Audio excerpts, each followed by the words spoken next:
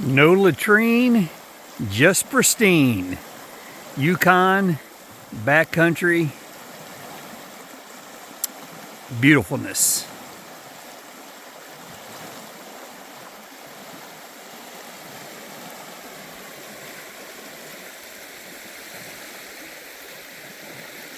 I tell you, what a stream. This little thing has got, as I've said before, about the streams in Alaska. I mean, same down here in, or over here in the Yukon. I mean, they've just always got quite a flow to them.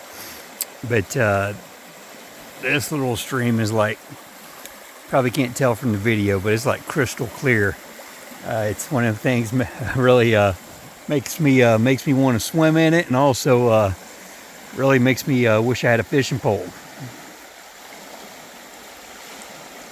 But let me show you what we got going on here. It's about 9:30 at night, Wednesday evening, July 20th. And this stream is actually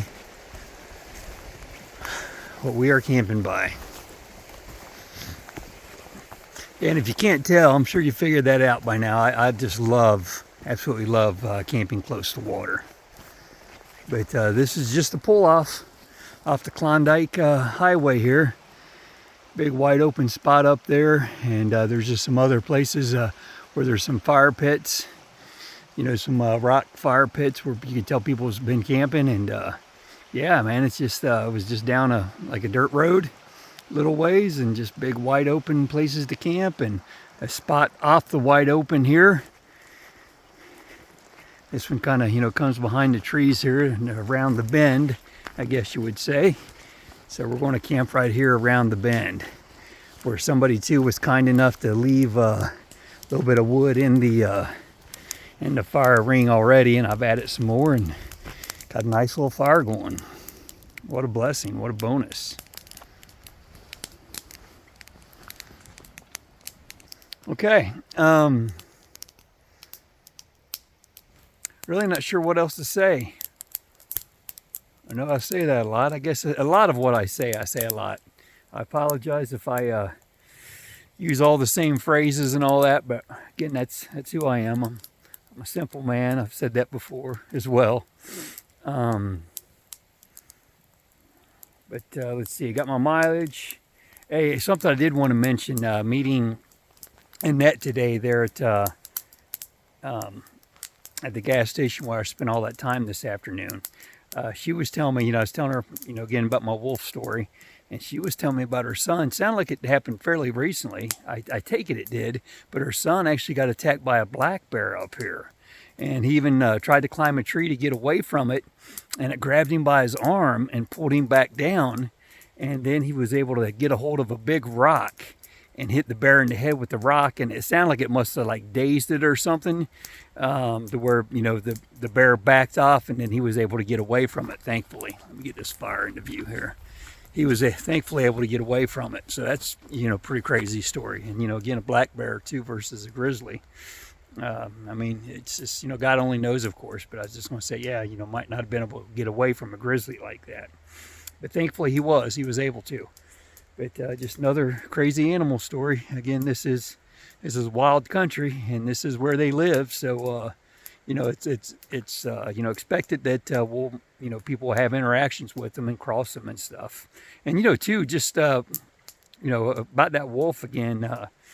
You know, I was talking about it having issues, and the fact it chased me and all. And I'm sure most of you, if not all of you, I mean, know what I mean. It's a sick wolf. You know, when I talk about maybe somebody could get up here and put it down, I mean, that's a wolf that's, you know, it's sick. It's got something wrong with it, I would say, to where it would need put down. It would be, you know, for say everybody else's health and safety, but also to be better for the wolf, because it can't be, you know, just can't be good. And but that said, I've actually I've prayed for the wolf. I hate the idea of it suffering. So I pray that maybe, God willing, I don't know, something could be done one way or another, or it could get better, maybe get the food it needs, if that's all it is, if it was just a skinny, hungry wolf. But in the same token, being on its own like it was and all that, I think there's more to it than that. I think it's probably sick. But it's hard to say. But yeah, that's all I'm going to say about that for now. Again, as far as the net, she did. I told her, approximately where it was, 5 miles beyond this Moose Creek campground where I stopped for dinner last night. And she said she was going to call the wildlife officers and our officer and let them know. So it's hard to say, what to come of it, if anything. I mean, Yukon's a big place, and the wolf could go anywhere. But in the same token, if it's sick, and if it thinks it can, hunt there by the road, maybe it'll stay close by. Just never know. Okay, but today's ride, I've had decent amount of rain. Well, I shouldn't say really, I'm not that wet. I mean, there's been some rain, sporadic rain. Thankfully, nothing too terribly heavy to where, like I said, I'm not soaked. I mean, my feet are wet, but it's not bad. Still cold, still pretty chilly. And two, as far as, again, meeting people today, spending all that time hanging out there. I was talking about the other folks that I talked to earlier that I'd showed them the video, the footage of the wolf. Joe in particular, nice young man, and Joe and Arnold. And then there were some others. There were definitely this other young man that I was talking to first. And I showed him the videos first. He seemed like a quiet guy. I didn't get his name or anything, but it was good to meet, all of them, all of you all. And again, like I said, Joe and Arnold were a couple that, I did get their names. Joe, well, I guess both Joe and Arnold were telling me also that the First Nations, again, earlier I called them the Yukon Indians. I wish I knew, exactly what they call themselves or what's appropriate. Again, in our country, we call them American Indians. So maybe just Canadian Indians, or again, First Nation Indians. I know it said something about being First Nation. I know that there was that Selkirk was the name of the like that gas station and all that, and it was something about the Selkirk First Nation. So maybe the Selkirk is the tribe right there in that area. But Joe and again Arnold had mentioned that behind where I was, said something about going back there because they were having a celebration. The First Nations were celebrating 25 years of I don't know if you would call it, I guess maybe independence from the government allowing them, so to speak, to govern themselves. And so they were back there. He said, hamburgers, hot dogs, and all that stuff. I did ride by it, but I didn't go back there. I would have felt out of place, to tell you the truth, for both them guys to be tribal people, I guess you would say, and for Joe to ask me about going back there. I guess I'm sure I would have been welcome.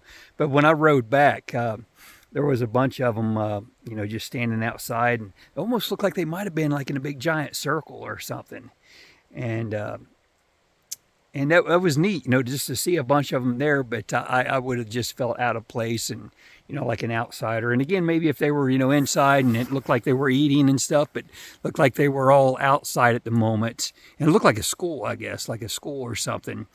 And they were all outside and like I said, maybe in a big circle or so. I would have felt kind of awkward about walking up. So I didn't. But anyhow, it was neat to see, and again, just good to meet those people there today. So, did I say my mileage? 159.4, I think it was. We'll have to double check, but I'm pretty sure that's what it was. I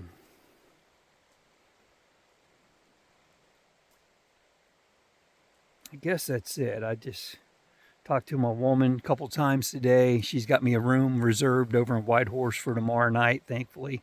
Actually, it's they call it a bed and breakfast, but it sounds like it's these individual little cabins, which sounds really neat. So I am looking forward to that. She's been at the ER with my mom a good part of the day.